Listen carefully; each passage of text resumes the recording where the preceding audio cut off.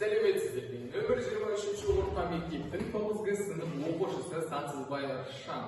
Бүгінгі біздің жобамыздың тақырыбына көшетін болса, бұл жерде қиын-қилы сыбары деген тақырыпты алып отырмыз. Бұл жерде көп адамның түсінбеуі мүмкін.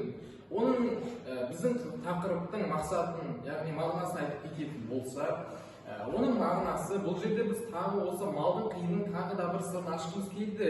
Ол сөзбен не айтқымыз келді? Бұл жерде біз қидан өсімдіктерді өсіруге арналған өзінің қаптамасы бар құнарлы топырақты жасағымыз келген болатын. Және де оған біз қол жетімді ете алдық, және де қолымызды жеткізе алған болатынбыз. Енді бізде оның мақсаты болу қажет. Мал шаруашылығы өнімдеріне тұрмыстық қалдықтарды қайта өңдеу арқылы тұтынушыларға қол жетіп жүзеге асыру.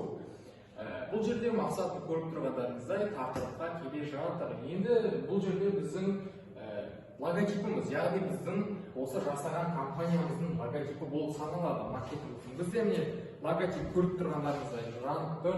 Енді логотипті таныстыра кетейік. Бұл жер біздің әлемде балай. Осы жердегі мына көп нәрселер, бұл қандай белгі дейсіз бе? Оны айта кетейік. Бұл жерде мысалға біз көңді алып, қиды алып, оны сұрыптап, басқа нәрсе шығардық. Мысалға да қоқыстарды алып, басқа нәрсе шығарады. Соған жасайтын белгі. Жаңағы біздің интерактивті тақтамызда көрсетіп кеткендей ішкі құрылысын таныстырып кетейік.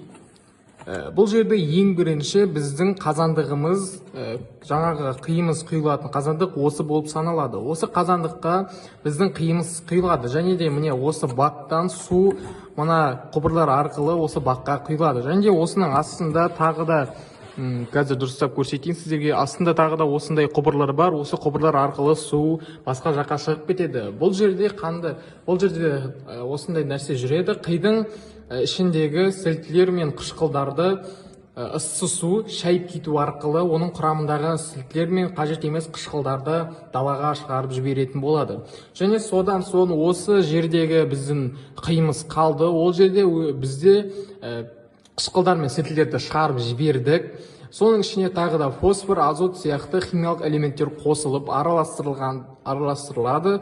Және де осылай ол кепкеннен кейін белгілі бір уақыттар ішінде кепкеннен кейін осылай мына жерге келіп, мына жерден шығып, өзінің қаптамаларына салынып, белгілі бір орындарға жөнелтеді.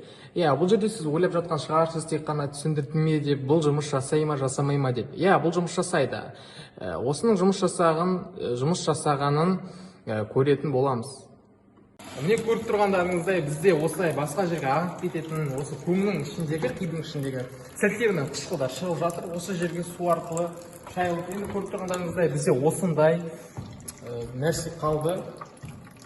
Көріп тұрған болсаңыздар. Бізде енді су ағып жатыр. Енді суға мән бермейік. Насостың барлығының жұмысы болды. Енді бұл жерде не жасалады? Енді бұл жерде қазір біз мынаны алып мына жерге қоя тұрайық. Енді бізде осы нәрсе қалды. Сілтілер мен қышқыл шығып кетті. Енді бізде қазір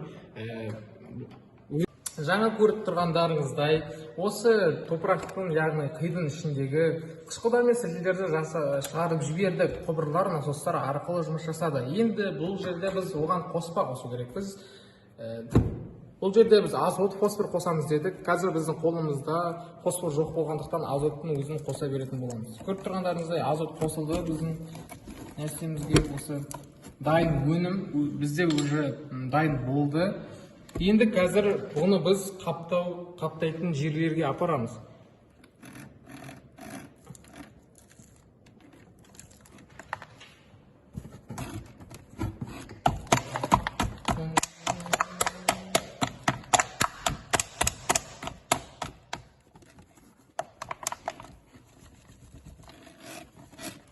Міне бізде көңімізді осылай алып алдық. Енді қазір оны қаптау орнына әкелеміз.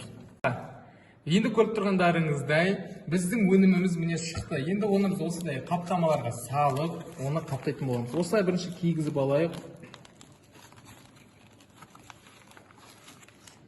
Содан соң міне осындай.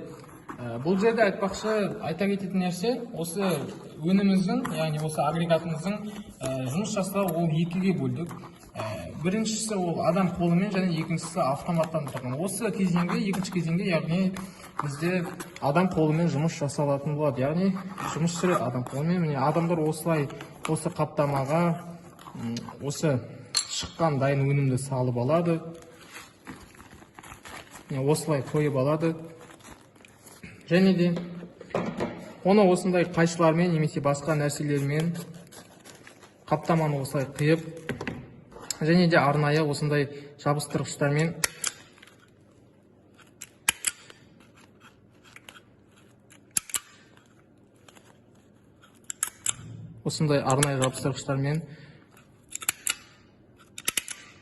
жабыстырып алады. Міне бізде осылай дайын өнім шықты.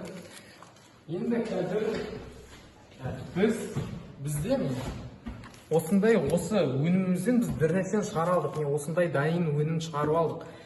Енді біздің қорытындыға келетін болсақ, мал шаруашылығы өнімдерінде тұрмыстық қалдықтарды біз өзіміздің ойлаған мақсатымызды жүзеге асырдық. Яғни оны біз қағазға жазып, мақсаттың қорытындысын барлығын жасадық, және де оның осындай макетін жасап шығардық.